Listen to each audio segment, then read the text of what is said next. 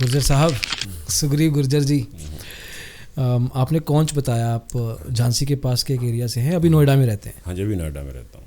और आप एक proper full time option seller हो। ऑप्शन सेलिंग काम करता हूँ। ऑप्शन बाइंग कभी नहीं किया आपने? बाइंग थोड़ा बहुत ट्राई किया, बट थोड़ा हैज करने के लिए कभी कभी किया। और ऐसे ऑप्शन, सिर्फ ऑप्शन बाइंग नहीं किया? वैसे सिर्फ ऑप्शन बाइंग नहीं किया। क्यों? Only selling. क्यों नहीं किया? बिकॉज मुझे उसमें एक्यूरेसी कम समझ में आती थी। मतलब आपने सीखने की कोशिश, ट्राई करने की कोशिश की उसमें? नहीं, वो मैंने सीखने की कोशिश वैसे नहीं की, क्योंकि मोस्ट ऑफ द टाइम्स मैंने जो मैं पहले थ्योरेटिकल पढ़ता हूँ, हाँ। उसके बाद उसे प्रैक्टिकल करने की कोशिश करता हूँ। जब फर्स्ट और सेकंड टाइम मैंने किया तो उसमें ठीक नज़र नहीं आया मुझको। तो ऑप्शन सेलिंग जो कि एक महंगा सेगमेंट है ट्रेडिंग करने के लिए, सबसे अमीर लोग आते हैं वहाँ पे, बट वो ईजी है। अच्छा, आप उसको आसान कहते हो? हाँ जी, रिलेटिवली। हाँ। लेकिन जो ऑप्शन सेलर अभी इस चीज़ को सुन रहे होंगे, जो काफ़ी टाइम से कर रहे हैं, वो कहेंगे ऐसे कैसे इजी है, इतना रिस्क, अनलिमिटेड रिस्क होता है इसमें, पैसा सारा का सारा वाइप आउट हो जाता है कैंडल में। हाँ जी, बट ये सब पहले ज़्यादा होता था, अब इस टाइम पे क्यों नहीं होता है? बिकॉज क्या, ओवरनाइट रिस्क नहीं रखते हम लोग। अब हर दिन की एक्सपायरी है, तो कोई ब्लैक स्वान इवेंट तो अब हो भी नहीं सकता, बिकॉज मेरी पोजीशन ही नहीं रहती रात में। नहीं तो ठीक है, ब्लैक स्वान नहीं हो सकता, बट आजकल हम देख रहे हैं, हम सीधा कॉन्वर्जेशन में पड़ गए हैं, बट आई थिंक ठीक है, इट्स ओके कि बड़ी बड़ी कैंडल्स बन जाती हैं। एक बड़ी कैंडल एक घर को तबाह करने के लिए बहुत होती है आज की तारीख में, और ये कभी लाल भी हो तो हरी हो, दोनों केसेस में, डिपेंडिंग ऑन पोजीशन किस तरफ ले रखी है सेलर ने। अब आप तो स्टॉप लॉस भी नहीं लगाते, तो आप अपने आप को किस तरह से इसमें बुलेट प्रूफ मैनेज कैसे करता हूँ मैं? हाँ। मैं एक्चुअली इतना दूर रहता हूँ, एक रेंज में रहता हूँ मैं, जहाँ पर नीचे जाता है मैं स्क्रीन टाइम पूरा देता हूँ। 9:15 से लेकर 3:30 तक पूरा स्क्रीन टाइम देता हूँ, यहाँ तक कि बीच में खाना भी नहीं खाता। क्या आप बात कर रहे हो? हाँ जी, बिल्कुल नहीं खाना खाता मैं उसमें। मुझे टाइम देना पड़ेगा, बिकॉज कभी भी ऊपर नीचे हो सकता है मार्केट, इस वजह से मुझे देखते ही रहना पड़ता है। कैसे इस चीज़ को ऑब्जर्व करते हो कि मेरे निकलने का टाइम आ गया पोजीशन से? जैसे ही थोड़ा सा लॉस में आती है, मैं तुरंत नीचे खिसक जाता हूँ। अच्छा, जैसे पोजीशन मैनेजमेंट कर मिड कैप में 25 पॉइंट की अगर होती है, हाँ, तो 25 पॉइंट नीचे चला जाऊंगा मैं, और ऊपर से 25 पॉइंट नीचे आ जाऊंगा। कॉल और पुट दोनों में मैं एवरेज बना के रखूंगा। जैसे मुझे बीच में अगर मैंने 300 पॉइंट्स का गैप ले रखा है, तो वो 300 पॉइंट्स के एग्जांपल बताओ मुझे, कोई दिन में ऐसा करते हो जैसे मार्केट? हाँ, जैसे कल का ही आप के साथ कल का ही देख लीजिए, एग्जांपल लीजिए, जो थर्सडे को हुआ था, तो उसमें मैंने सेंसेक्स का एक्सपायरी की थी और बैंक निफ्टी की दोनों की थी मैंने। कुछ सेंसेक्स, कुछ बैंक निफ्टी। तो बैंक निफ्टी का मैंने मोटा मोटी 2000 पॉइंट नीचे का बेचा था और 2000 पॉइंट ऊपर का, 2000 भी नहीं, 2500 पॉइंट ऊपर का, यानी कि 49,500 का मैंने सेल किया था, अराउंड 4 रुपीज़ के आसपास। 900 पूरे लॉट करता हूँ मैं। काफ़ी दूर का है ये। हाँ जी, बहुत, 2500 पॉइंट ऊपर का और ऐसे 2500 पॉइंट नीचे का। फिर भी मुझे उसमें एक ऑर्डर पे मुझे 3600 इतने तो मिलने ही मिलने हैं, क्योंकि आपका कैपिटल, हाँ जी, करीब करीब इसमें डिप्लॉय हो जाएगा, वो करीब 40 to 50 lakhs, 40 lakhs to 50 lakhs deploy हो जाएगा। टोटल कैपिटल कितना है आपका? अराउंड 70 to 80 lakhs अभी मैं यूज़ करता हूँ। 70-80 लाख में से 45 लाख रुपए आपने एक पोजीशन एक ऑर्डर पे मार दिया। हाँ जी, 2500 पॉइंट ऊपर, 2500 पॉइंट नीचे। ओके, ये एक ही दिन के लिए पोजीशन है, बिकॉज शाम तक एक्सपायरी हो जाएगी। अब उसको भी मैं वॉच कर रहा हूँ परमानेंटली। और निफ्टी में और बाकी के जो आपके हैं उसी हिसाब से मैं कम ज़्यादा करता रहता हूँ। जैसे मिड कैप में है तो मिड कैप में 300 पॉइंट नीचे आ जाऊँगा, 300 पॉइंट ऊपर की बेचूंगा मंडे के दिन। फिर निफ्टी में और निफ्टी में करीब करीब सेम ही है, 21,000 पे चल रही है, वो 21 पे चल रही है, तो करीब करीब उसमें सेम ही रहता है। और उसमें जो गैप होता है वो 50 पॉइंट्स का रहता है। सेंसेक्स में और बैंक निफ्टी में 100 पॉइंट्स का गैप होता है किसी भी दो स्ट्राइक प्राइस के बीच में, तो उसी हिसाब से मैनेज करना पड़ता है मुझे। अगर मैंने सेंसेक्स की उस दिन बेची थी लास्ट टाइम मुझे याद है, तो 69,500 की नीचे की बेची थी और 73,500 की मैंने ऊपर की बेची थी। और ये करीब करीब आप उसका हाई लो तो बहुत ज़्यादा है उनमें, मैंने करीब करीब 5 रुपीज़ पे बेची थी। अच्छा, ओनली 5 रुपीज़ पे, बट वो 5 रुपीज़ पे भी मैं बेच रहा हूँ तो उसमें भी काफ़ी प्रॉफिट आ जाता है मुझे। और वो इतनी दूर रहती हैं कि 3% ऊपर रहती हैं, 3% या 2.5%। पैसे के लेवल पे दिन का प्रॉफिट कितना हो तो आप निकल लेते हो? 0.10 के आसपास मैं सोचता हूँ कि उस 0.10 करना है मुझे। जो भी कैपिटल, अगर 50 लाख आपका कैपिटल है तो 5,000, अगर 1 करोड़ है तो आपके 10,000, इतना होना चाहिए। 0.10 के हिसाब से 5 ट्रेडिंग सेशन हुए, तो 5 ट्रेडिंग सेशन के हिसाब से और उसको इंटू मल्टीप्लाई बाई 20 कर लीजिए आप, टोटल तो 2% हो गया। हाँ, 2% मंथली हो गया, तो तब है कि अगर आप रोज, हाँ जी, इसमें 100% एक्यूरेसी होनी चाहिए। इसमें ऐसा कुछ भी नहीं, आप एक भी दिन लॉस नहीं ले जा सकते। 100% आपको प्रॉफिट ही होना चाहिए इसमें। नहीं, लॉस तो होगा ना, लेकिन लॉस इस वजह से नहीं होता है ना, बिकॉज एक्सपायरी मान एक लिया मैंने ही जगह पे होनी है, और आपकी जो स्ट्राइक प्राइस है सारी जगह पे ओटीएम ही होनी है। ये जो स्ट्रेटेजी आप बता रहे हो, आपने देखा होगा इसी पॉडकास्ट पे डॉक्टर आशीष हैं, उन्होंने भी एग्जैक्टली सिमिलर चीज बताया। एक सिंगर थे, उन्होंने भी बताया था। देन उसके अलावा one more trader was there, जो कि दूर के ओटीएम बाय करके रख लेते हैं, सेल करते हैं, सेल करके रख लेते हैं, एंड देन पोजीशन मैनेजमेंट करते हैं अपनी। आप उनका भी कैपिटल साइज मोर और लेस शायद इससे थोड़ा बहुत ज़्यादा भी था कई केसेस में, 2-3 करोड़ का कैपिटल भी रखते हैं। तो बट आप भी उसी डायरेक्शन में ही हो। हाँ, बट मेरे ख्याल से आप और दूर हो। हाँ जी, मैं बहुत दूर रहता हूँ बहुत ज़्यादा, और पास आता हूँ टाइम टू टाइम। अच्छा, दूर हो पास भी आता है? हाँ जी, डेली में पास आता हूँ, क्योंकि डेली का सुबह से लेकर शाम तक का ही काम है। तो जब शुरुआत में मैं 9:15 पे ऑर्डर लगा रहा होता हूँ, 9:16 पे ऑर्डर लगा रहा होता हूँ, तब मैं इतनी दूर होता हूँ। फिर मैं 12:30 का वेट करता हूँ, जहाँ पर भी मार्केट जाता है, ऊपर जा रहा है या नीचे जा रहा है, उस हिसाब से एडजस्ट करूँगा मैं। अगर ऊपर जाता है तो मैं पुट को काटूंगा, कॉल को वहीं पर बनी रहने दूंगा। अगर मार्केट नीचे आता है, 200-300 पॉइंट नीचे गिर जाता है, तो मैं कॉल को काटूंगा प्रॉफिट, और पुट को वहीं रहने दूंगा। गैप थोड़ा कम हो जाएगा मेरा। शुरुआत में अगर 1000 पॉइंट का 2000 पॉइंट का गैप है मेरा, तो उसको मैं 1500 पे ले आऊँगा, और फिर हाँ 2 बजे 2:30 बजे के आसपास फिर मैं 1000 के गैप में ले आऊँगा उसको। इस तरह से मैं मैनेज करता हूँ, उसको भी मेंटेन करना है मुझे। आपका जो गैप है पोजीशंस के बीच में, कम से कम कितना होता है? मतलब आप 3 बजे आ गया, बैंक निफ्टी में कम से कम 1500 तो लास्ट टाइम पे भी रखता हूँ। नॉर्मल निफ्टी में मिनिमम से minimum 700 to 800 points minimum last time पे 3 बजे भी रखता हूँ इतना। इसके नीचे नहीं गए? 300 पॉइंट के फर्क पे निफ्टी में नहीं बैठे कभी? नहीं, इससे नीचे नहीं जाता, क्योंकि यही एक कैंडल आती है 300 पॉइंट वाली। हाँ, आज हमें कोई फर्क नहीं पड़ता उसमें, हमें इससे ज़्यादा नीचे ऊपर रहता हूँ। और 3 बजे के बाद एवरेज क्लोजिंग आती है। अगर 300 पॉइंट गिर भी जाता है ना, तो एवरेज क्लोजिंग में वो 150 पॉइंट या 100 पॉइंट गिर के आएगा, आपकी एक्सपायरी उसके हिसाब से होगी।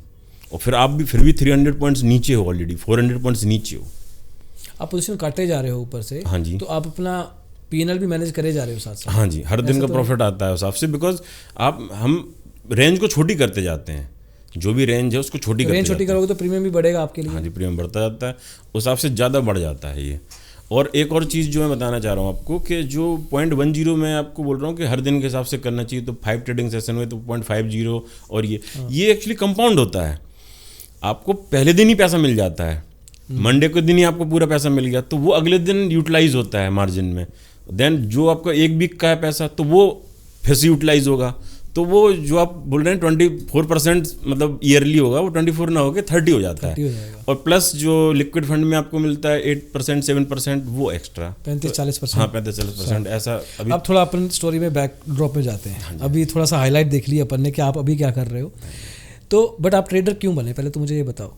मैं ट्रेडर शुरुआत में मैंने एक्चुअली जिस भी सिक्योरिटी में मैंने अकाउंट खुलवाया था, तो उन्होंने मुझे कुछ एक बैंकिंग शेयर के बारे में कुछ बोला कि ये शेयर आप ले लो।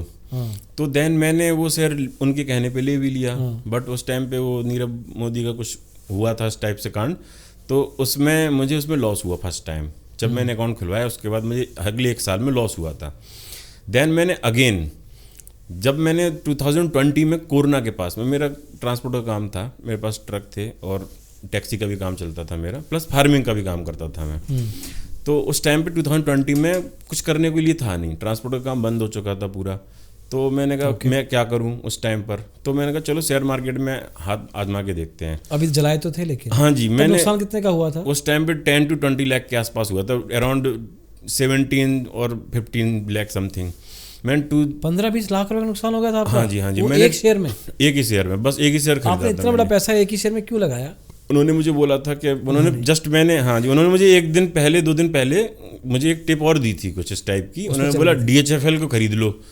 तो बोला 10 पॉइंट बढ़ जाएगा तो आप बेच देना। तो मैंने कहा ठीक है। मार्जिन का टाइम होता था उस टाइम पे, इंट्राडे। हाँ जी, इंट्राडे मार्जिन पे खेलते थे ये, कि मतलब 5 लाख रुपए लगाओ, 10 लाख रुपए लगाओ तो 50 लाख का माल ले सकते हो। तो उसके हिसाब से फ़ायदा हो जाता। तो पहले दिन मुझे फ़ायदा हो गया, तो मुझे लगा ये तो 10 मिनट में ही 50,000 मिल गए, क्या बहुत अच्छी बात है ये। अगले दिन 228 पे उन्होंने खरीदवा दिया। अब वो नीचे आ गया उससे, तो उन्होंने बोला रखो अभी कुछ दिन में बढ़ जाएगा। हाँ जी, तो उन्होंने एग्जिट भी करने में रोका है। हाँ, उन्होंने एग्जिट करने पे रोका। और आपको समझ थी नहीं? हाँ, तब मुझे नहीं पता था ये चीज़ कि इतना ज़्यादा गिर सकता है कोई शेयर, कि वो 30 रुपीज़ पे आ सकता है। तो आपको गुस्सा नहीं आया? मतलब हाँ मुझे दे उनको थोड़ा। हाँ नहीं, अगली मैंने उनको बोला इस चीज़ के लिए कि ये तो बोले मुझे पता नहीं था ना कि नीरव मोदी वाला ये कांड हो जाएगा। तो भाई ये नुकसान तो मेरा हुआ है ना, और रोका भी एग्जिट करने से। हाँ जी, तो उन्होंने मुझे बोला इस चीज़ के लिए कि इसमें हम लोग कुछ नहीं कर सकते because we apologise for the inconvenience. हाँ जी, बस ये बोला कि अब आप एक काम करिए और लगाइए तो हम करेंगे। मैंने कहा नहीं, बिल्कुल नहीं, अब मैं नहीं लगाऊंगा दोबारा। फिर मैंने उस सिक्योरिटी में नहीं लगाए पैसे, फिर मैंने दूसरा अकाउंट खुलवाया, उसमें मैंने अलग ही काम किया। इक्विटीज़ में थोड़ा डाला, मैंने कहा 7,500 का मार्केट चल रहा है तो उस टाइम पे मैंने कहा अब डालने लायक है, कुछ तो डाल देता हूँ मैं। चलो थोड़ा सा अमाउंट डाला, फिर थोड़ा और बढ़ा तो मैं थोड़ा सा और डाल देता हूँ, और 10,000 जैसे ही आई निफ्टी मैंने निकाल लिया पूरा पैसा। मैंने कहा निकाल लिया तो बढ़ गया मेरा पैसा, कुछ कवर भी हो गया, तो ठीक है ये चीज़। उसके बाद फिर मैं ऑप्शंस में घुसा तुरंत ही। उसके बाद मैंने कहा आपका हिम्मत कर गया, ये ज़्यादा फासला तो था नहीं समय में। हाँ जी, अभी नुकसान हुआ था पीएनबी। हाँ करीब एक साल का डिफरेंस हुआ था उसमें। एक साल के बाद आपका मन कर गया कि मैं स्मॉल अमाउंट से, हाँ जी स्मॉल अमाउंट से किया। अब आप कह रहे थे कि कोविड में कुछ और करने को था नहीं, तो इसलिए हाँ लगा कि यार इसको दोबारा देखते हैं। कुछ भी टाइम पास नहीं था उस टाइम पे, तो ट्रांसपोर्ट का काम भी बंद ही चल रहा था। रहा कहाँ से रहा था आपके पास इतना पैसे? एक्चुअली मैंने एक ज़मीन बेची थी अपनी। अच्छा। तो वो ज़मीन को बेच के मैं ट्रांसपोर्ट के ट्रक में ही लगाने वाला था, एक ट्रक और खरीदने वाला था। कितने उस टाइम पे कितने ट्रक? 3 ट्रक थे मेरे पास। एक ट्रक 40 लाख का आता था, तो उसमें करीब 10 लाख to 20 लाख देना पड़ता था डाउन पेमेंट भी। तो मैं ज़मीन बेची थी, तो मैं ज़मीन बेच के एक ट्रक लेने वाला था पहले, बट मैंने ट्रांसपोर्ट का काम भी बंद कर दिया और वो पैसा इक्विटी में लगा के प्रॉफिट कमाया। नहीं तो ट्रांसपोर्ट के बिजनेस में आप कितने समय से थे? मैं था 2 और 3 ईयर्स। और वो अच्छा चल रहा था? हाँ जी, जब मैंने वो जो शेयर खरीदे थे उस टाइम पे मैं ट्रांसपोर्ट का काम करता था।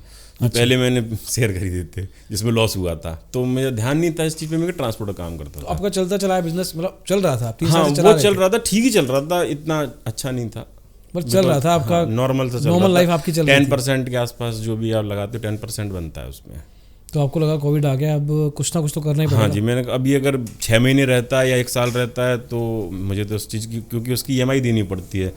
एक ट्रक की 1 लाख की EMI आती थी, तो मुझे वो तो देनी ही पड़ेगी। और 3 है थोड़े दिन के लिए हाँ छूट मिल सकती थी, थोड़ा वो आया था RBI की तरफ से मॉनिटरिंग के शायद 6 महीने के लिए या 3 महीने के लिए नहीं दे सकते, बट देनी तो थी आखिरकार, बाद में देनी पड़ती, बस इंटरेस्ट ही नहीं लगता, बट वो कमाना तो पड़ता ही ट्रक को। इस वजह से फिर मैंने कहा, जब इसमें आ गया ना मैं ऑप्शंस में, मैंने पहले पढ़ाई की उसके लिए 15 दिन। तो शुरुआत में मैंने सिर्फ रात में देखता रहता था 2 बजे तक 3 बजे तक कि पहले कॉल पुट क्या होती, पहले मुझे ये सीखना है, उसके बाद फिर इसकी ग्रीक सीखने हैं। कहाँ से सीख रहे थे ये सब? ये मैं यूट्यूब से ही सीख रहा था, जैसे आपके भी अच्छा वीडियोस देखता था उसमें मैं, और भी कुछ इस तरह की वीडियोस आते थे, तो उसमें मैं देखता था कि ये क्या क्या होता है पहले स्क्रिप्ट में कौन सी। उस टाइम पे सिर्फ 2 एक्सपायरी होती थी, बैंक निफ्टी की और निफ्टी की। करेक्ट। तो उसमें भी मैं वीकली में जाता था, बिकॉज वीकली में कम टाइम पीरियड रखना होता था मुझे। मंथली इस वजह से नहीं जाता था क्योंकि मंथली में हो सकता है हो जाए वो चीज़ पॉसिबल, तो मैं सोचता सिर्फ 7 दिन की रखना है, और फिर भी ओवरनाइट नहीं रखनी है, रात को मैं काट के जाता था। मतलब आपका लॉजिक ये है कि जल्दी जल्दी एक्सपायरी खत्म हो, तभी आप एक्सपायरी के दिन आते हो। आप 4 दिन भी नहीं पंगा लेते कुछ। हाँ जी। और एक्सपायरी के दिन जो डांस करना है तेरे को करती रहे मार्केट, और मेरे से बस दूर रहना। हाँ जी। मैं बीच में ही रहूँगा, उसके रेंज के बीच में ही रहूँगा। अब तो डेली की एक्सपायरी है, तो मंडे को अलग करता हूँ, ट्यूसडे को अलग करता हूँ, हर दिन की रहती है। तो उसमें एक और बेनिफिट ये मिल जाता है कि रिस्क आपका थोड़ा कम हो जाता है, बिकॉज ओवरनाइट पोजीशन तो चलो है ही नहीं, उसमें भी नहीं रख सकते, इसमें भी नहीं रख सकते हम, वो एक्सपायरी हो जाती है। बट इसमें क्या होता है, आप सुबह सुबह मार्केट का मूड देख लेते हो ऑलरेडी, क्या ये नीचे खुल रहा है या ऊपर खुल रहा है। उसके बाद आपको पता चलता है अगर 500 पॉइंट नीचे खुल रहा है, अभी रिसेंट डेज में 500 पॉइंट 2000 पॉइंट भी बैंक निफ्टी गिरी, तो मुझे डिसाइड पहले से करना होता है कि मुझे करना क्या है। 2000 पॉइंट नीचे खुल रही है तो मैं उसके भी 2000-3000 पॉइंट नीचे जाऊंगा ना। बट मुझे करना है आज के नहीं करना। हाँ जी, करना तो करना डेफिनेट है, और फुल अमाउंट से करना है मुझे, बिकॉज मुझे शिफ्ट करना है हमेशा, मुझे एक्सेस नहीं बढ़ाना नहीं है। जितने लॉट में करता हूँ उतने ही करूँगा, बट उसको मैं नीचे करूँगा। अगर नीचे आएगा मार्केट तो नीचे एडजस्ट करूँगा, एडजस्टमेंट है पूरा, और ऊपर जाएगा तो ऊपर एडजस्टमेंट करूँगा, लेकिन उसी रेंज में ही रखना है मुझे मार्केट को। तो उसके लिए मुझे स्क्रीन टाइम देना पड़ता है। अगर जो आदमी स्क्रीन टाइम नहीं दे सकता इसमें, तो फिर उसके लिए नहीं है ये चीज़। स्क्रीन टाइम मस्ट है इसमें। ऑप्शन सेलर हो, लेकिन बिहेवियर आपका ऑप्शन बायर जैसा है। बायर बायर स्क्रीन में बैठा रहता है, हाँ जी, वो देखता रहता है मेरा कहाँ कितना पॉइंट बने और निकले। आप बने रहते हो कि जो मैंने पॉइंट बना रखे हैं, हाँ, उसके आसपास तो नहीं हो रहा कुछ मूवमेंट, क्योंकि जैसे ही होगा आप अपनी पोजीशन को उस हिसाब से एडजस्ट करेंगे उस हिसाब से। बिकॉज मुझे दिन भर रहना है उस पोजीशन में, मुझे ठीठा खाना है। जो थीटा है वो पूरे दिन भर रहूँगा मैं तो मुझे पूरा मिलेगा, क्योंकि मेरा जो अगर मैं 2 रुपये की बेचता हूँ या 3 रुपये की बेचता हूँ, मेरा प्रॉफिट वही है एट मैक्स। तो मुझे दिन भर रहना पड़ता है उसमें। और बायर को अलग ही चीज़ रहती है, बायर का तो मौका आया और तुरंत लिया, निकला। वही है ना, उसको भी तो बैठना ही पड़ता है, बायर को भी। हाँ जी, सेलर ज़्यादातर नहीं बैठते हैं उस हिसाब से। हम लोगों को तो दिन भर ही बैठना पड़ेगा इस चीज़ के लिए। अच्छा, बिकॉज ट्रेड लेने के लिए नहीं बैठना पड़ता है, और अंदर रहना पड़ता है मैनेज करने के लिए। अच्छा, जैसे अगर कोई बड़ा कैंडल आया, आप थोड़ा और दूर हो जाएंगे। हाँ जी, बड़ा जैसे कैंडल ऊपर की साइड में आता है, मैं कॉल और शिफ्ट कर लूंगा और पुट को आगे ले आऊंगा, उसी हिसाब से एडजस्ट कर। रेंज में रहना चाहिए मुझे। अच्छा, चाहे जितना हो। मैं 300 पॉइंट बढ़ता है, मैं और 300 पॉइंट खसक जाऊंगा ऊपर। 300 पॉइंट नीचे गिरता है, मैं नीचे आ जाऊंगा। किस बेस पे आप अपनी पोजीशन अगली बनाते हो? कितने पॉइंट के हिल जाए तो अब मेरे को अगला बढ़ना है? मिनिमम से मिनिमम 100 पॉइंट का रेंज रखता हूँ। जैसे बैंक निफ्टी में 100 पॉइंट 200 पॉइंट का तो मिनिमम रखना होता है मुझे। जो गैप मैंने फर्स्ट ऑफ ऑल इंट्रोड्यूस किया, अगर मान के चलो मैंने 4000 का गैप है शुरुआत में, तो फिर मुझे 3500 तो रखना है 100%, क्योंकि 500 में नीचे आया, अब गैप बचा 3500 का, तो मुझे अब उस हिसाब से शिफ्ट करना है कि अब इधर करना है या इधर करना है, जहाँ पर ही मार्केट जाता है। करेक्ट। आपका प्रीमियम ट्रेड के हिसाब से बहुत छोटा होता है। हाँ जी, हाँ जी, बिल्कुल छोटा होता है। आपका कैपिटल बहुत ज़्यादा है, 50 लाख। एक तो डिप्लॉय करने के लिए जिगरा चाहिए जो आप कर रहे हो। तो आप एक साइजेबल नंबर आप कह रहे 0.1%, आपके 50 लाख के ऊपर 0.1% एक अच्छा नंबर है। हाँ, ठीक है, तो महीने का 2% हो गया। हाँ जी। लेकिन जिसका कैपिटल 2 लाख 5 लाख 10 लाख 10 लाख है मान, उसके लिए 0.1% 1000 रुपये हुआ। हाँ जी। तो अगर महीने के 20,000 रुपये वो कमाना चाहता है, अज्यूमिंग कि हर रोज उसकी ट्रेड चले, हाँ जी, 100% इसमें एक्यूरेसी होनी चाहिए, 100% सक्सेस। तो 10 लाख के बेस पे 2% निकाल रहा है, ओनली 20,000 मिलेगा इसमें, इसके यहाँ पर। तो जो उससे कम कैपिटल के हैं तो वो अपना मैथ खुद कर ले। हाँ जी उससे कम पे एक्चुअली क्या है, आपकी कॉस्ट नहीं आएगी। एक सेलर के लिए कितना ठीक ठाक कैपिटल होना चाहिए शुरू? मिनिमम 5 लाख तो मिनिमम से मिनिमम होना चाहिए आपको। इससे नहीं, जो मैं काम करता हूँ उसमें थोड़ा ज़्यादा होना चाहिए, बिकॉज मैं दूर का बेचता हूँ। बट ऐसे भी कुछ ब्रोकर्स हैं जो पैसे नहीं लेते हैं, ब्रोकरेज नहीं लेते हैं, 20 रुपीज़ पर ऑर्डर नहीं लेते हैं, उन पर आजमा सकते हो, तो उसमें नहीं लगते हैं ज़्यादा। अच्छा, चलो आप पे वापस चलते हैं। जब आप सीखना शुरू कर दिए 2020 में, तो आपका कैपिटल क्या था उस टाइम पे जब आपने? शुरुआत में मेरा 30 लाख के आसपास मेरा कैपिटल था। 30 लाख? हाँ, 30 लाख के आसपास। जमीन का पैसा। हाँ जी, जमीन का पैसा जो आया था। इतना हिम्मत कैसे हो गई कि आप सारा का सारा लगा दो? ये दोनों तरफ जा सकता था ना? रिस्क है बट फिक्स है, इसके नहीं है, फिक्स है थोड़ा ये तो नई चीज आ गई, ये डायलॉग चेंज करना चाहिए।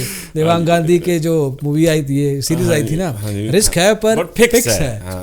इसमें रिस्क नहीं है, थोड़ा फिक्स करना पड़ता है मुझे। कि मैं जब देख लेता हूँ कि इसमें मुझे मोस्ट प्रोबेबली 99.5% प्रोबेबिलिटी इसकी होनी चाहिए सक्सेस की, तभी मैं पैसा डालता हूँ। शुरुआत में मैंने नहीं डाला। फर्स्ट मैंने वीक देखा कि मैंने हो क्या रहा है इसमें। पहले मैं शुरुआत में 1 लाख से ही किया, दोनों एक ही लॉट बेचा बस ओनली निफ्टी का। फिर अगले हफ्ते मैंने तुरंत 5 लाख डाला, फिर उसके बाद बढ़ाता चला गया। ऐसे में जो हो क्या रहा है पहले मैं देखता जाऊँ। 2 महीने का एक्सपीरियंस हो गया, तब मैंने अमाउंट बढ़ाया फिर इसमें। फिर मैंने जून जुलाई के बाद से बढ़ाना स्टार्ट किया। 30 लाख पे आपने शुरू किया? नहीं, 30 लाख के आसपास नहीं, थोड़ा 20 to 25 होगा राउंड फिगर में, मुझे याद नहीं है। तो अब आप सीख भी तो नए रहे थे। हाँ जी। ये आज स्ट्रेटेजी की अपन बात कर रहे हैं, 5 साल बाद आप कुछ और धांसू कुछ बात कर रहे हो। हाँ जी, हाँ जी, सीखोगे तो सही है। हाँ, अब उसमें और भी स्ट्रेटेजी करता हूँ, गट्स भी करता हूँ कुछ। तो 3 साल पहले जो आपका माइंडसेट था, 4 साल पहले, और जो आपका कैपिटल था, वो दोनों अगर यूज कैपिटल उतना कर लेते एज इट इज, तो थोड़ा कंफ्यूजन हो सकता था, दिक्कत वाली बात हो सकती थी। हाँ, अगर ज़्यादा कैपिटल को यूज़ करता मैं, हाँ, तो ऐसा कुछ नहीं था। बिकॉज क्या है, अगर मैं शुरुआत में भी जब मैं एक्सपेरिमेंट कर रहा हूँ ऑलरेडी, पहले वीक में एक्सपेरिमेंट करूँगा, आफ्टर दैट फिर दूसरी वीक और देखूँगा मैं बढ़ा के कि उस पर क्या आ रहा है। अभी मैं मतलब ये तो मजाक वाली बात है, अगर मुझे कोई 50 करोड़ का भी करता है ना, तब भी मैं सेम ही स्ट्रेटेजी करूंगा। मुझे 2 रुपए के बेचने हैं, और दूर जाओगे। मैं 50 करोड़ 100 करोड़ का भी मुझे बोलेगा ना कोई, तब भी मैं कहूँगा मुझे 24 भी नहीं चाहिए, अब मुझे 20% चाहिए सिर्फ। 100 करोड़ पे मुझे 20 करोड़ चाहिए, 15 पे भी खुश हो जाओ। हाँ जी, हाँ जी। और प्लस जो आप 1000 पॉइंट का डिफरेंस रख रहे हो अभी, हाँ जी, वो आप 2000 का कर दोगे मेरे। हाँ जी, हाँ जी, थोड़ा बड़ा करूँगा थोड़ा सा, बिकॉज थोड़ी सेफ्टी चाहिए। मैंने शुरुआत में थोड़ा रिस्क ज़्यादा लिया था, उसके बाद कम करता चला गया मैं, अब बहुत ज़्यादा कम है, अराउंड सेफ्टी रहती है। बिकॉज मैं अगर कभी कभी कॉल भी बेच के जाता हूँ ना, तो 20% सर्किट की बेच के जाता हूँ। जैसे अभी मैंने रिसेंटली बेची थी, तो 10 रुपीज़ की बेची थी। ये कई बार बिक्स जब फ्लक्चुएट होती है, ऊपर नीचे होती है, तो उसमें कॉल के रेट या पुट के रेट जो हैज करने वाले, एक्चुअली ये पैसा जो हम कमा रहे हैं वो है किसका, ये आम रिटेलर का नहीं है पैसा, जो क्योंकि यहाँ के DIs को FNO में करने की परमिशन नहीं है। ये पैसा है FIs का जो ATM करते हैं। ATM करने वाले जो हेज कर रहे होते हैं, वो खरीद रहे होते हैं हमसे, हाँ वो हमसे खरीद रहे होते हैं, हम उन्हें बेच रहे होते हैं। तो FIs का या HNIs का जो हेज करने की कॉस्ट है वो हम प्रॉफिट में कर रहे हैं, बिकॉज हमारा रिस्क नहीं है। उनका रिस्क है हर दिन का, प्रॉफिट होता है लॉस होता है। मेरा तो हर दिन ही प्रॉफिट होता है, लॉस तो होता ही नहीं है। 3 साल का रिकॉर्ड में तो यही है अभी हाल फिलहाल। मेरे 98% 99% कभी भी ग्रीन ही बनते, रेड होते ही नहीं है मेरा। हाँ, ये बात सिर्फ इनके लिए एप्लीकेबल है एज पर हिज नंबर्स। ऐसे मत जाइए कि मार्केट में होता है, एक्सपीरियंस चाहिए होता है। हाँ। मुझे एक्चुअली क्या है, मैं स्क्रीन टाइम इतना दे चुका हूँ तो मुझे रेट्स चमकते हैं, मुझे दिखते हैं रेट्स के, ये रेट्स ओरिजिनल में होने चाहिए, ये नहीं होने चाहिए। अगर कभी कभी बैंक निफ्टी के निफ्टी के रेट्स मुझे लगता है ये गलत रेट हैं, ये ठीक नहीं। OTM में होता है ऐसा, कभी उसी चीज़ का 2 रुपये मिल रहा है, कभी उसी चीज़ का 3 रुपये मिल रहा है, तो मैं वेट करूंगा। मैं कहूँगा नहीं, अभी आज सुबह अभी तुरंत नहीं बेचूंगा, मैं थोड़ी देर बाद बेचूंगा, तो मुझे रेट सही मिलेगा। वो एक्सपीरियंस से आ जाता है। आपको कोई टेलीग्राम चैनल तो नहीं है ना? नहीं जी, कोई नहीं। कोई फ्यूचर प्लान? नहीं, कोई भी नहीं। कोई टिप देना, नहीं, ग्रुप चलाना? नहीं ये तो अपन बात कर रहे हैं, साथ में ये बात बताना भी जरूरी है क्योंकि people can get very much attracted towards these things. हालांकि काफ़ी लोग अब समझदार हो गए। एनीवे, मैं अभी भी वहीं पे हूँ। आप कोविड के टाइम पे जब कर रहे थे 30 लाख से और 20 लाख से, तब आप नए थे, आप कह रहे एक्सपेरिमेंट कर रहा था। हाँ जी। आपने यूट्यूब से सीखा। हाँ जी। आपने जो पहले 1 महीना 2 महीना ट्रेड किए होंगे प्रैक्टिकल लेवल पे, कैपिटल डिप्लॉय करके, वो कैपिटल कितना हुआ करता था और किस तरह की ट्रेडिंग करते थे तब? मैं करता तो सेम ही चीज़ था। पहले निफ्टी में करता था, बिकॉज निफ्टी में फ्लक्चुएशन कम होता है। 50 शेयर्स का वो मीन एवरेज है, और बैंक निफ्टी सिर्फ 12 का, सिर्फ 2 ही में अवेलेबिलिटी थी उस टाइम पे। तो मैं बैंक निफ्टी में नहीं करता था शुरुआत में। मैंने 1 साल शुरुआत में निफ्टी में काम किया, बिकॉज मैंने कहा 1 साल में जब इसमें एक्सपीरियंस्ड हो जाऊंगा देन फिर मैं जाऊंगा उसमें बैंक निफ्टी में, क्योंकि उसमें रेट अच्छे मिलते हैं। उसी चीज़ के ज़्यादा डिस्टेंस पे भी पैसे अच्छे मिलते हैं। विक्स ज़्यादा होता है उधर? उसमें विक्स तो सेम ही रहता है, विक्स सबके लिए एक ही होता है। अच्छा। बट उसके रेट ज़्यादा होते हैं। जैसे निफ्टी अगर आपका 1000 पॉइंट पे अगर 2 रुपये दे रहा है, तो इसमें 2000 पॉइंट पे भी 6 रुपीज़ मिलेंगे। काफ़ी डिफरेंस होता है। बैंक निफ्टी में काफ़ी रेट्स होते हैं, क्योंकि वोलेटिलिटी बहुत ज़्यादा है इसमें। ऊपर नीचे 1000 पॉइंट का तो ऐसे ही हो जाता है कभी भी। तो बैंक निफ्टी बायर्स के लिए भी अच्छा है? हाँ, बैंक निफ्टी बायर्स के लिए अच्छा है, but at the money buyers के लिए अच्छा होता है। बहुत डीप OTM 99% जीरो हो जाता है एक्चुअली, कभी होता ही नहीं है वो सक्सेस मॉडल नहीं है अभी। ओके। हाँ जी, पिछले 3 साल से तो कभी कुछ हुआ ही नहीं है। इतने दूर का अगर आप कुछ खरीद लेते हो बायर्स, तो फिर कुछ नहीं बनेगा उसमें। वो हेजिंग के लिए होता है। वो जो ATM कर रहे होते हैं उनकी हेजिंग कॉस्ट एक्चुअली वो खरीदने के लिए नहीं है। वो बाइंग जो हम बेच रहे होते हैं वो खरीदने के लिए नहीं है, वो जीरो होना है एक्चुअली उसको।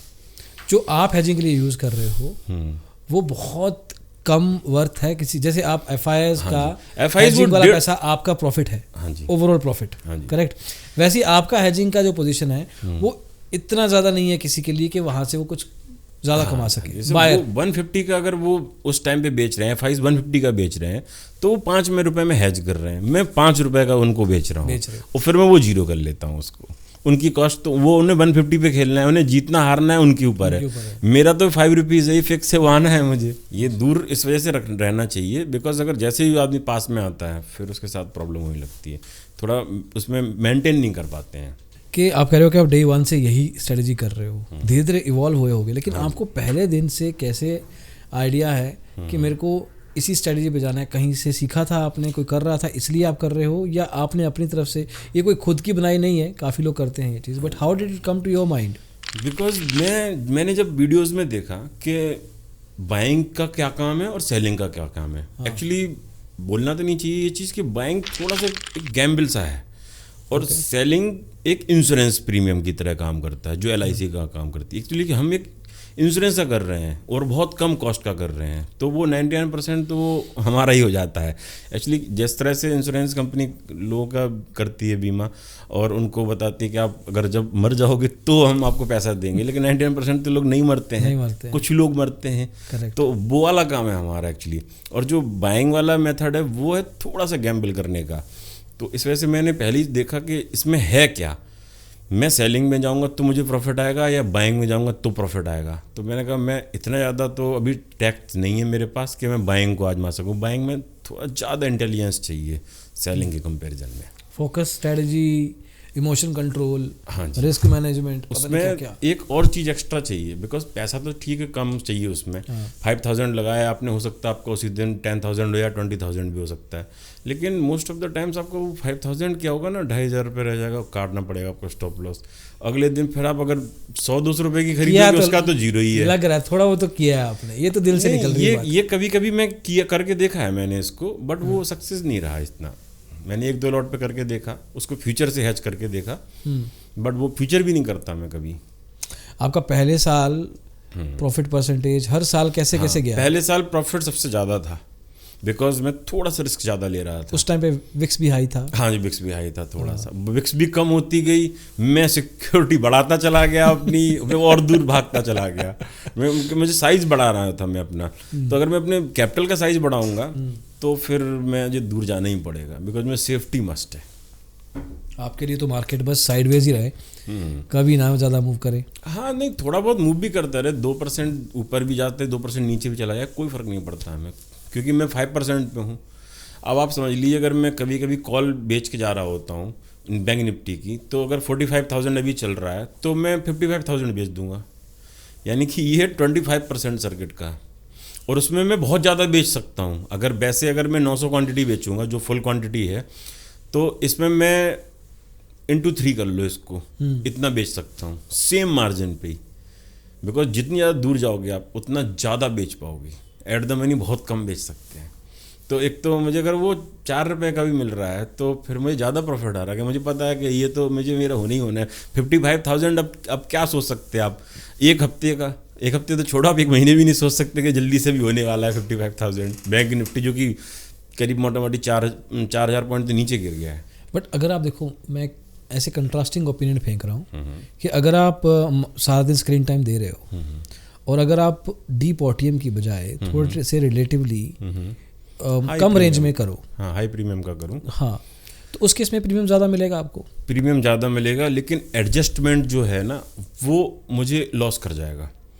मैं अगर 2 रुपये का अगर कोई बेचता हूँ बहुत दूर के, अगर मैं 2 की जगह 10 के बेचूंगा, 10 के में वोलेटिलिटी ज़्यादा होती है, उनमें हर एक्सपायरी डे ही मैं काम कर रहा हूँ, तो लास्ट टाइम पर एक तो गामा होता है और एक होता है डेल्टा, ये दोनों बहुत ज़्यादा वर्क करते हैं। गामा इतना ज़्यादा वर्क करता है उस टाइम पे, 5 वाली 50 होने में बिल्कुल टाइम नहीं लगाती है, 2 वाली आपकी 5 होने में टाइम लगाएगी। जितनी दूर होगी उनमें कम फर्क पड़ेगा। थोड़ा एक्सप्लेन करो। जितना जो ग्रीक्स हैं आपके, उनमें गामा का एक बहुत बड़ा रोल है ये ओटीएम वालों के लिए। हाँ। गामा का क्या सिस्टम होता है कि आप जितना पास में होंगे आप उतना गामा ज़्यादा होता है, जितना दूर है उतना गामा कम होता है। तो हम बहुत दूर से रहते हैं, क्योंकि गामा नहीं चाहिए मुझे, क्योंकि मुझे सिर्फ थीटा चाहिए। थीटा मुझे डिके करना है, वो मुझे खाना है पूरा। मेरा जो 2 रुपये है वो करीब करीब पूरा थीटा ही है मेरा, कुछ भी उसमें नहीं है, प्रीमियम और कुछ भी नहीं है उसमें।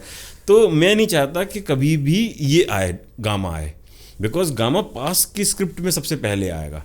एट द मनी से शुरुआत होगी, उसके बाद थोड़ा सा दूर जाएगी, उसके बाद बहुत दूर तक जाएगी। मैं तो बहुत ही ज़्यादा दूर रहता हूँ। तो आप गामा से दूर रह के अपने गम को बचा रहे हो। गामा से बहुत दूर रहना चाहिए हमेशा। थीटा आपका थीटा फ्रेंड है हमारा, होता ही नहीं, क्योंकि आप एक्सपायरी डे के अंदर एंटर कर रहे हो। हाँ जी, हाँ जी। तो आपका टाइम डे के तो ऑलरेडी अपने चरण सीमा पे ही है। हाँ जी, वो जो 2 रुपये का होता है वो थीटा ही है वो पूरा। अच्छा, मैं कुछ नहीं है उसमें। एक और चीज़ फेंकता हूँ फिर, आप एक्सपायरी डे के अंदर आके दूर का और डीप ओटीएम का बाय करके खेलते हो, ताकि आपको थीटा का डर नहीं होएगा वैसे भी, और गामा मिलेगा नहीं आपको, गामा नहीं आएगा।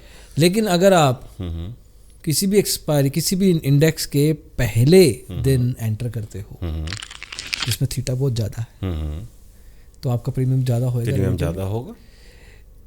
उस केस में बहुत ज़्यादा लोग एंटर भी नहीं होते हैं मेरे ख्याल से। काफ़ी एक अच्छी खासी वॉल्यूम एक्सपायरी लेके आती है। अब उनमें जो ओपन इंटरेस्ट है वो ना के बराबर होता है। हाँ। कई जगह तो लिक्विडिटी है ही नहीं। अगर आप बैंक निफ्टी के मंथली में जाओगे तो बैंक निफ्टी में कुछ है ही नहीं।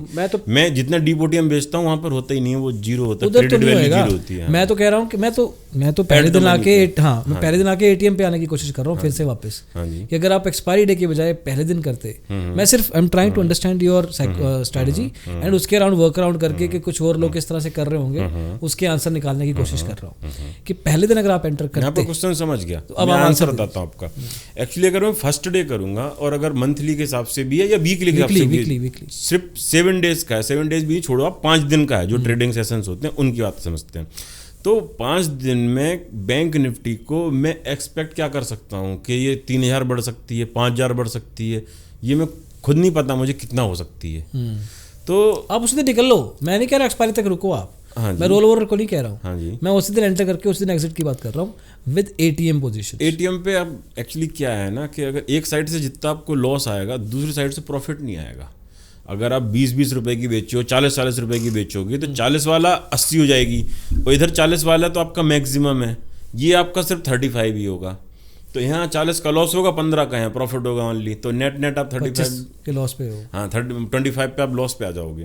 तो इस वजह से इसमें किया ट्राई आपने कभी? हाँ जी, ये थ्योरेटिकल है या प्रैक्टिकल? नहीं प्रैक्टिकल है मेरा। कभी किया? हाँ जी किया हुआ है, पास में जाके करते रहते हो? हाँ 2-3 लॉट से किया हुआ है मैंने। क्या निकला? दूसरे ब्रोकर में जो मेरा अकाउंट है उनमें मैंने किया हुआ है। इसी में क्यों नहीं किया? इसमें पैसा लगता है एक्चुअली, 20 रुपीज़ का पैसा लगता है जो मैं आपको पेमेंट दिया हुआ है, तो इसमें 20 रुपीज़ लगता है, 0 है जो। तो और जो दूसरा है मेरे पास अकाउंट उसमें कोई रुपया नहीं लगता, चार्जेस 0 है, कोई भी ऑर्डर कर नहीं लगता। तो उसमें मेरे करीब 60-70 हज़ार रुपये बचे उसमें।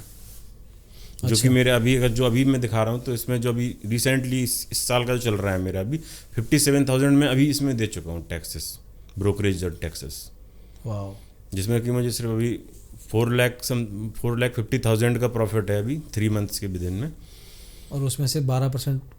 हाँ जी, इतना 12-13% इसमें ब्रोकरेज चार्ज। बिकॉज क्या होता है कि करीब 700 से लेके 1200 या 1500 तक भी कभी कभी ऑर्डर चार्ज लग जाते हैं। मेरा 10,000 का अगर प्रॉफिट हो रहा है तो उसमें 700 रुपये 800 रुपये तो चार्ज लग जाते हैं। कैसे? ऑर्डर लगाने पड़ते हैं मुझे, जो मैं शिफ्टिंग करता हूँ, एडजस्टमेंट करता हूँ ना, वो सुबह के बाद फिर करूँगा तो शुरुआत में 4 ऑर्डर लगाता हूँ तो 100 रुपये सबसे पहले लगते हैं, 20 की जगह 25 होता है। ये जो सब्सक्रिप्शन प्लान वाले ब्रोकर हैं, आपकी क्या राय है इसके ऊपर, जहाँ पे फ्री ब्रोकरेज मिलती है? हाँ, फ्री ब्रोकरेज वाली है कि उनमें करना चाहिए, बट कभी कभी हैंग कर जाता है, तो ज़्यादा अमाउंट का नहीं मत करें। किया पंगा वहाँ पे? हाँ जी, हुआ है मेरे साथ। ज़्यादा अमाउंट का नहीं था मेरा, मैं कम अमाउंट का ही किया पहले। हाँ, हैंग हो जाता है, कई बार हैंग हो चुका है 1-2 बार।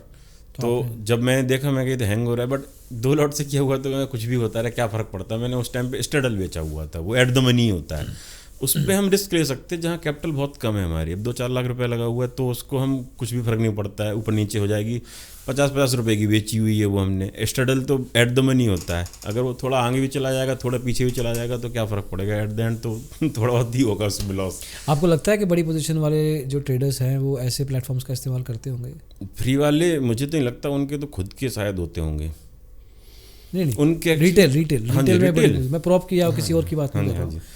नहीं, रिटेल वाले फ्री का तो मुझे लगता है अभी तो नहीं करते होंगे, बिकॉज अगर थोड़ा सा भी अमाउंट अगर उनका ज़्यादा है तो कभी कभी पोजीशन फंस सकती है। तो वो एक दो बार ज़ीरोधा या अपस्टॉक्स भी हुए हैं वैसे। हाँ, ज़ीरोधा एक बार हुआ था, अभी कुछ टाइम पहले की बात है। तो उस टाइम पे मेरी पोजीशन थी एक्चुअली, मैंने ऑर्डर लगा दिया और वो एग्जीक्यूट हुआ नहीं हुआ मुझे पता ही नहीं चल रहा एक्चुअली, उसमें पोजीशन में ही नहीं आ रहा।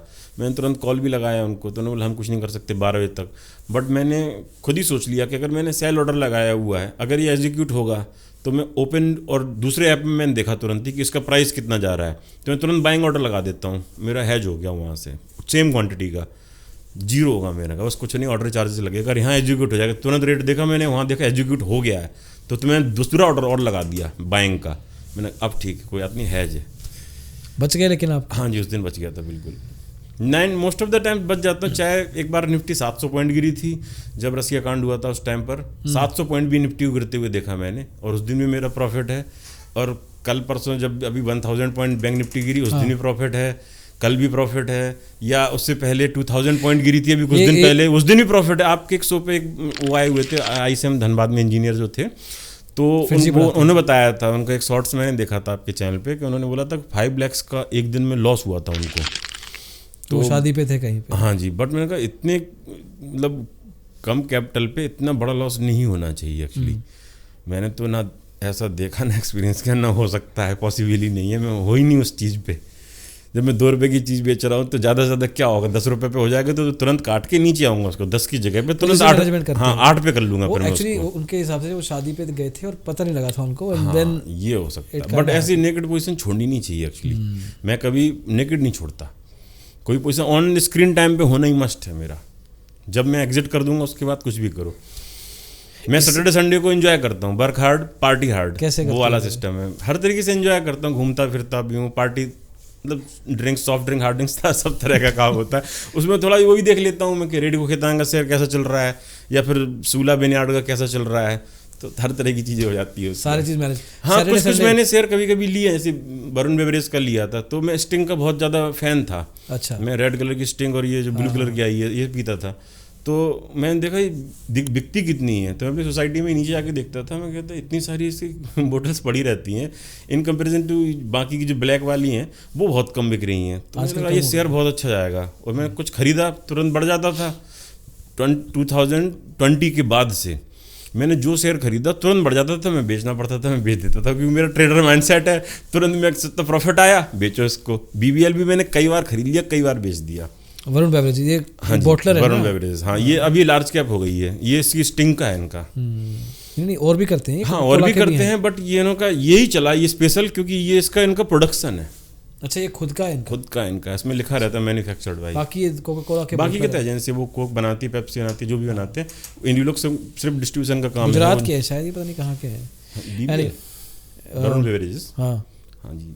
इस सब में जब आप पूरा दिन 7-8 घंटे मार्केट को टाइम दे रहे हो, लॉस जब आप कह रहे हो कि दूर के हैं, कोई लॉस वाला वाकयात? लॉस वाला मेरा रसिया का जब हो रहा था उस टाइम पर एक दिन थोड़ा सा हुआ था, तो वो करीब 70,000 के आसपास हुआ, और मैंने बेच रखी थी ऊपर की कॉल 19,300 की। मुझे उसमें लॉस हो रहा है कॉल में, जबकि मार्केट गया उस दिन नीचे। मैं कह रहा हूँ मुझे ऐसे कैसे पॉसिबल ही नहीं है तो लॉस होना, लेकिन मुझे काटना पड़ेगा लॉस, बिकॉज मैं और दूर की बेच के जाऊँगा उसको। मैं कहूँगा हो सकता है थोड़ा सा ज़्यादा उसकी रेंज वाइड हो रही है इसकी, तो मैंने कहा ठीक है, अगर मैं 7 रुपये की बेची है, अब वो 9 रुपये की हो गई है, ऑटोमेटिकली ये होता है ऐसा। ये मार्केट नीचे जाता है, कॉल के रेट्स फिर भी बढ़ जाते हैं OTM में। OTM का रिएक्शन अलग होता है और ATM का रिएक्शन अलग होता है, इसीलिए पहले एक्सपीरियंस करना बहुत ज़रूरी है। ATM की तरह OTM काम नहीं करता, इनका अलग ही सिस्टम चलता है, इनके रेट्स अलग तरीके से बढ़ते हैं। नीचे मार्केट गिरता है, कॉल के रेट बढ़ते हैं, मार्केट ऊपर बढ़ेगा, पुट के रेट बढ़ेंगे। आपको कोई ऐसे कैसे पॉसिबल है? यही होता है, आप चेक कर सकते हो ये चीज़।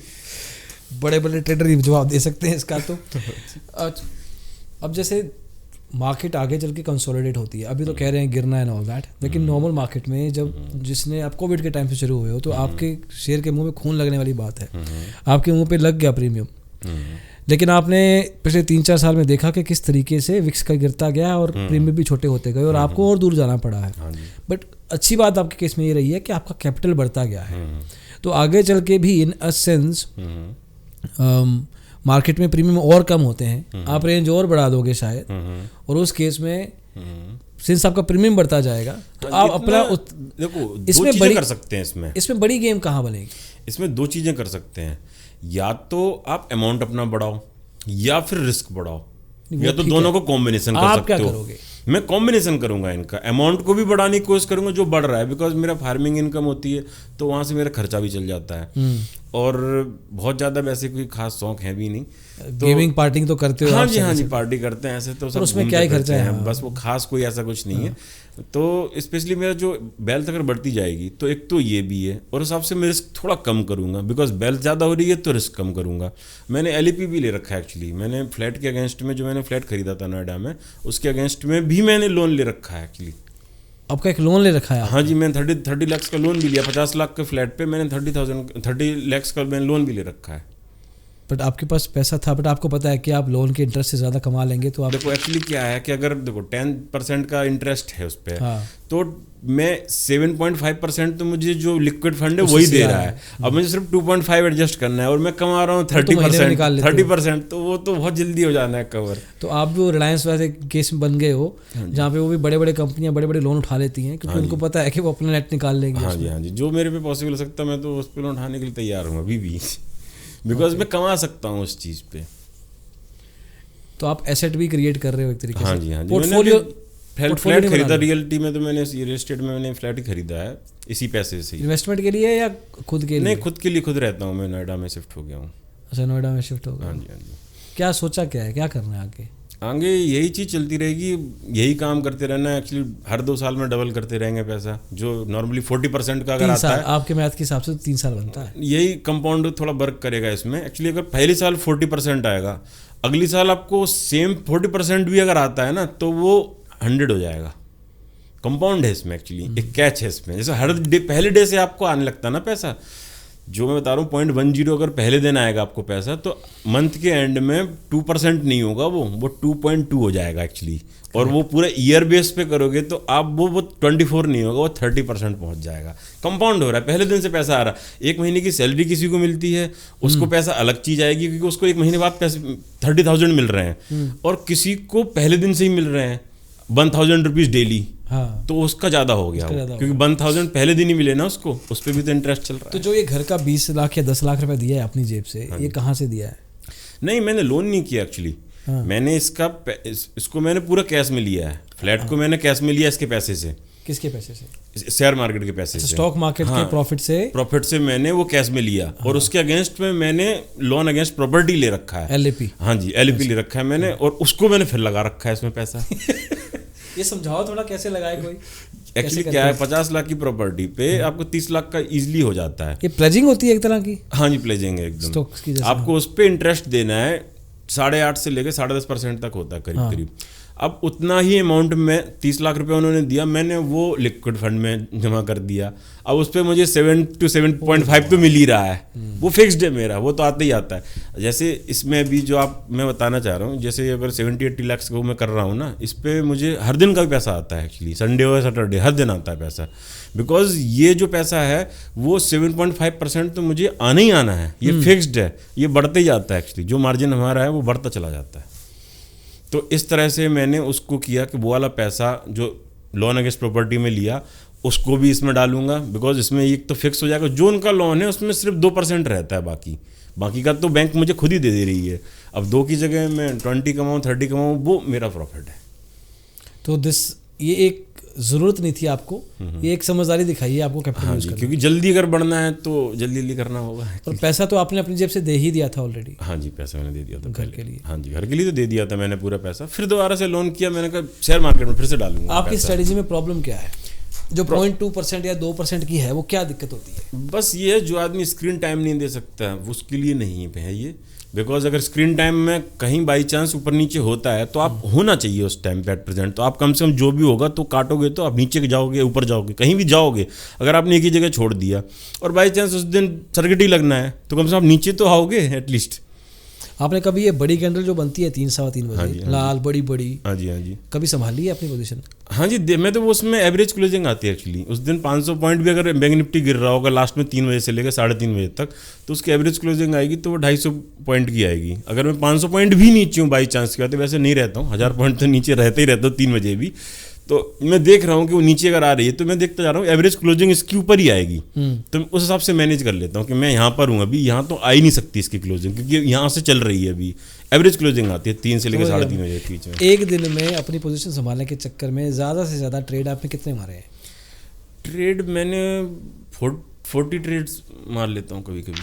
अच्छा, ये नॉर्मल हो जाता है? हाँ, नॉर्मली होता है ये, नॉर्मली ऐसा एक्स्ट्रा कुछ नहीं होता। 1000 रुपया ब्रोकर को चाहे 500 पॉइंट गिरे निफ्टी या 500 पॉइंट बढ़े, खास हमारा कुछ फर्क नहीं है। वैसे लगते हैं 20 ऑर्डर 15 ऑर्डर, इसमें 35-40 ऑर्डर्स लग जाएंगे बस। 500-1000 रुपये ब्रोकर का बन गया। हाँ, डेली का ज़्यादा देता हूँ, और 1000 रुपये के आसपास देता हूँ डेली का। कभी 500 भी दे देता हूँ, तो कभी 1200 भी दे देता हूँ। जब कभी संभालना पड़ता तो 1200 हो जाता, जब कभी नहीं संभालना पड़ता तो 400-200 रुपये भी आते कभी कभी। तो क्योंकि दूर का बेचा है मैंने, वो बेच के छोड़ दिया। वैसे ये स्ट्रेटजी लगती आसान है, रिलेटिवली आपने शुरुआत में बोल दिया था कि है भी आसान। हाँ, बहुत आसान है, आसान है, लेकिन स्क्रीन टाइम देना पड़ेगा इसमें। जो आदमी स्क्रीन टाइम दे सकता है उसके लिए ठीक है। वरना में लगातार क्या देखना है? इसमें रेट्स देखने पड़ते हैं आपको, रेट्स याद होने चाहिए एक्चुअली। किस चीज़ के, क्या देख रहे हैं? पांचों एक्सपायरी के रेट्स याद होते हैं। अच्छा, अगर मुझे 10,300 समथिंग चल रही है अगर मिड कैप, तो मुझे नीचे के रेट्स याद हैं, ऊपर के रेट्स याद हैं, मुझे क्लोजिंग भी याद है, उनकी ओपनिंग भी याद है। सारे मैंने वॉच लिस्ट में लगा रखे होते हैं। पहले दिन लगा रखा है मैंने निफ्टी का, कि नीचे के रेट्स क्या है, ऊपर के रेट्स क्या है। हाँ, प्रीमियम के। और प्रीमियम के रेट्स सारे मैंने लगा रखे होते हैं। बैंक निफ्टी के भी हर हफ्ते में एडजस्ट करता रहता हूँ, तुरंत उसकी लगाऊंगा, अगले हफ्ते की उसमें लगा दूंगा, 5 मेरी लगी होती है। नहीं, वो करना तो पड़ेगा। स्ट्रेसफुल चीज़ नहीं है ये? नहीं, stressful in the sense tension वाली स्ट्रेसफुल नहीं, याद रखने वाली स्ट्रेसफुल नहीं, ये याद हो जाता है ऑटोमेटिकली। एक्चुअली आप एक ही काम में लगे रहते हो ना, तो उतना सोचते रहते हो। रात में भी कुछ वीडियोस देखते हो, आपकी वीडियोस देखता हूँ, तो उन्हीं में माइंड रहता है एक्चुअली हमारा। रात में कभी डॉ जोन्स भी देख लेता हूँ कि हो क्या रहा, भले मेरी पोजीशन नहीं है, फिर भी मन करता है देख लेता हूँ। मन करने लगता है, अच्छा लगने लगता है, एक वक्त आता है ना, फितरत में आ गया आपकी। हाँ, बहुत मजा आता है इसमें। एक्चुअली नशा की तरह है शेयर मार्केट एक्चुअली। मैं ये बोलना नहीं चाह रहा था, ये जिसको लग गया वो फिर छूट नहीं सकता उसका। अगर प्रॉफिट आ रहा है तो हाँ जी, प्रॉफिट में ही, लॉस में तो हर किसी के छूट जाएगा। लॉस में तो ये नशा खुद छिड़वाता है। लॉस में तो फिर आदमी 1 महीने भी नहीं कर सकता, बिकॉज इसमें लोगों का पैसा जब जाता है ना, तो बहुत एक्सपेक्टेशन जाती हैं लोगों की। कोई देखा है केस? हाँ, सुनने में तो आते हैं इस तरह के, और भी चैनल्स पे कभी एक बार आपके में भी आया था इस तरह के सुसाइड केसेस हो रहे हैं। तो वो ये चीज़ें कि वो अगर देखो FNO में 9 ट्रेडर्स पैसे गंवा रहे हैं, और एवरेज उनका प्रॉफिट भी 34,000 और 3400 है सिर्फ एवरेज प्रॉफिट, और लॉस है 50,000 9 लोगों का। तो अगर ये रेशियो है ना, तो मैं फिर ये देखता हूँ कि मैं तो भाई उस चीज़ में मैं ठीक ही कर रहा हूँ, एटलीस्ट जो भी कर रहा हूँ। जब आपको P&L शेयर किया ना कि प्रॉफिट लॉस में आपको दिखा रहा हूँ, तो आपने जो देखा होगा ना सारा P&L मेरा, तो 98% मेरा ग्रीन इसी वजह से है। सिर्फ 2% भी बस वही कि जो आगे के लिए चले जाने के लिए, वो इसी वजह से रखना कि मुझे एक मेंटलिटी स्ट्रांग रखनी है मुझे, कि हर दिन मेरा प्रॉफिट हो रहा है, तो एक ये लगता है कि हाँ ठीक है, आज भी कुछ किया है हमने, कुछ प्रॉफिट में तो गए आगे। अगर किसी दिन लॉस, किसी दिन प्रॉफिट, तो किसी दिन आपका हार्ट बीट थोड़ी ज़्यादा होगी, किसी दिन हार्ट बीट कम होगी। अगर डेली, तो थोड़ा सा लाइफ भी थोड़ी अच्छी होती है। रोल ओवर नहीं करती तो रात को नींद अच्छी आती है? हाँ जी, बहुत अच्छी नींद आती है। अगले दिन के लिए बेचैनी होती है? नहीं, अगले दिन मैं 7 o'clock से पहले ही उठ जाता हूँ। 7 o'clock पे कुछ प्रोग्राम देखता हूँ हल्का सा, कि गिफ्ट निफ्टी क्या चल रही है अभी, और फिर 8 o'clock से थोड़ा सा और देख लेता हूँ कि व्यू क्या है आज। भले ही मेरा नॉन डायरेक्शनल, एक्चुअली मेरा डायरेक्शन का कोई मतलब नहीं है इससे। फर्क नहीं पड़ता। हाँ जी, क्योंकि मैं बहुत दूर हूँ, बट फिर भी देख लेता हूँ, क्योंकि व्यू क्या बन रहा है, या कोई न्यूज़ में कुछ मिल रहा हो मैं। जैसे भी ये होता कि कोई शेयर बाईबैक होता है, तो उसमें अगर एक शेयर खरीदते हो आप, तो पूरा आपका 100% एक्सेप्टेंस रेशियो है उसमें। तो मैंने बजाज ऑटो का भी खरीदा भी था, मैं अकाउंट्स में खरीद लेता हूँ, तो 7,000 का भी मिल रहा है, अभी भी मिल रहा है। अगर वो अभी खरीद सकते हो, आपको एक शेयर का खरीदते हो 10,000 में जाएगा 100% है, वो तो श्योर है। अगर 10 खरीदोगे तो प्रॉब्लम है उसमें, कोई टिप नहीं है। नहीं, टिप नहीं, ये हर किसी के लिए, TCS के लिए भी है, मैंने TCS में भी किया था ऐसा ही सेम। अच्छा, वो एक शेयर खरीदोगे तो आपको जाएगा। मैंने 35,000 पे खरीदा था, और 3500 पे खरीदा था, और 4150 का इसका प्राइस था बाईबैक का, तो वो जाने ही जाना है। अगर 2 अकाउंट में काम कर रहे हो, तो दोनों, या आपके फ्रेंड्स भी कर रहे हैं, तो उनको बता सकते हो आप ये चीज़, ये तो नॉर्मल सी बात है। तो ये कुछ न्यूज़ आती हैं ना, तो वो भी थोड़ा ग्रैब करने का होता है कभी कभी, और थोड़ा सा ये होता है, पैसा कभी उस तरह से लगा भी सकते हैं उसमें, कि निफ्टी में अगर लगाना है तो थोड़ा ऊपर लगा दिया आपने, तो नीचे के लेवल पे लगा सकते हो, क्योंकि कभी निफ्टी 0 तो होनी नहीं है। और बाकी ट्रेडिंग से कमाते रहो, थोड़ा थोड़ा इन्वेस्ट करते जाओ। क्या बात है। अच्छा, ब्रेकफास्ट करते हो? हाँ, ब्रेकफास्ट कर लेता हूँ मैं 7 o'clock to 8 o'clock। अच्छा, मैं ये नहीं पूछूंगा आम कौन से खाते हो, कैसे खाते हो। मैं ये क्योंकि आपने कहा ना लंच नहीं करता हूँ। हाँ जी, हाँ जी, तो क्योंकि आपकी दिनचर्या में अगर खाना सही टाइम पे नहीं पहुँच रहा है शरीर में, तो वो भी एक कंसर्न हो जाती है ना, क्योंकि फोकस बड़ा लग रहा है। हाँ, बिकॉज क्या है ना, थोड़ा सा मैं अर्ली मॉर्निंग में मैं थोड़ा मिल्क में ब्रेकफास्ट अच्छा सा कर लेता हूँ। उसमें काफ़ी चीज़ें मिलाता हूँ, डेट्स भी मिलाता हूँ, उसमें बिस्किट भी होते हैं, स्वीट बन भी होते हैं। अच्छा, हाँ, काफ़ी हैवी हो जाता है, इतना हो जाता है पूरा तो फिर रात को उससे बाद भूख नहीं लगेगी आपको। कोई भी अगर चाहेगा वो खाएगा तो भूख नहीं लगेगी फिर उसको। टाइम से सो जाते हो रात को? हाँ, नहीं, मैं बीच में सो जाता हूँ 3:30 के बाद, 3:30 से लेकर 6 बजे के बीच में थोड़े से चक्कर से आने लगते हैं, तो बेस्ट है। उस टाइम पे मुझे एक वो जो पावर नैप होता है ना, वो मैं लेता हूँ, तो 1 घंटे भी अगर ले लिया ना, तो एकदम फ्रेश हो जाता हूँ। फिर 6 o'clock ये तो बहुत अच्छा काम करते हो। मैं पूछने लगा था, अगर आप कहते मेरे को कि मैं दिन टाइम से सो जाता हूँ, 8 बजे सो जाता हूँ, फिर भी एक अच्छा आंसर। अगर आप कहते 11 बजे, मैं आपको कहता ऐसे, आपको मैं एक एडवाइस कर देता कि आप मार्केट ओवर के बाद सो जाया करो, बट आप ऑलरेडी सो रहे हैं। नहीं, मैं तो सोता हूँ एक्चुअली, थकावट इतनी हो जाती है ना माइंड में, और मैं बस थोड़ी देर देता हूँ 3:30 के, बस मान के चलो आप 5 मिनट्स और देखता हूँ उसको, बस मैं कि मैंने क्या किया है आज, क्या क्या हुआ है और कितना क्या प्रॉफिट बढ़ गया मेरा, क्या हुआ है, बस डेली का हिसाब किताब लगाता रहता हूँ। फिर दोबारा रेट्स देखता हूँ जो 331 पे आते हैं कि कितने पे निफ्टी हुई है, बस वो देख के उसके बाद फिर रख देता हूँ। फिर सीधा रात में 9-10 बजे के बाद जब डिनर हो जाता है 10 बजे के बाद फिर देखता हूँ, 10 से लेके 11-12 जब तक टाइम मिलता है उस टाइप से वीडियोज़ जब देखता हूँ यूट्यूब का, डेली देखता हूँ। तो बट बहुत मज़ा आया सच में, मेरा खुद का दिमाग थोड़ा चकराया हुआ है इतना कुछ पूछ के, क्योंकि मैं भी कम ही बोलता होता हूँ।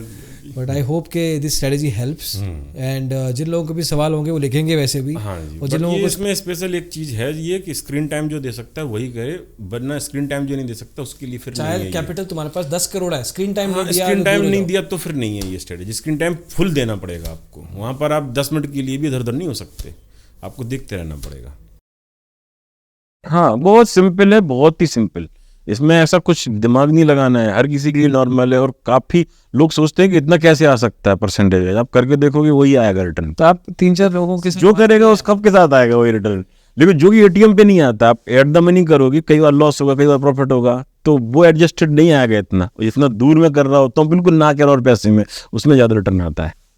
ये लोग आजमा के नहीं देखते एक्चुअली, ये जब आजमाओगे आप तो पता चलेगा हाँ ये तो अच्छी बात है। बड़े छोटे कैपिटल पे भी आजमाया जा सकता है, परसेंट के रूप में देखना। हाँ छोटे एक्चुअली अमाउंट पे आपका जो ब्रोकरेज कटती है ना 20 रुपीज़ ऑर्डर, वो थोड़ा गड़बड़ रोल करेगी उसमें। हाँ जी, वो बड़े ऑर्डर पे तो ज़्यादा फील नहीं होगा।